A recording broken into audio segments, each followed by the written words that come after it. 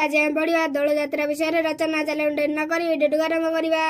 हिंदू माने बहु पर्व पालन करती से दोल पर्व गोटे दोल पर्व दोल यात्रा अनुष्ठित हुए। यही यात्रा राधा कृष्ण को विमान रे बसाई घर घर बुलाई भोग खिया जाए। यही यात्रा फाल्गुन मास पूर्णिमा पालन करा जाए। ठाकुर पाखरे कीर्तन करा जाए। उखुड़ा नड़िया कदली प्रभृति भोग दिया हुए।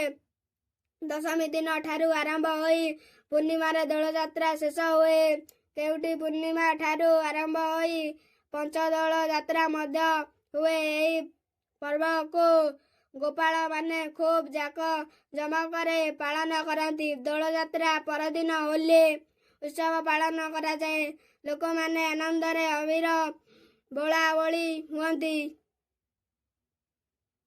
वीडियोटी भल लगी लाइक सब्सक्राइब करंतु। धन्यवाद।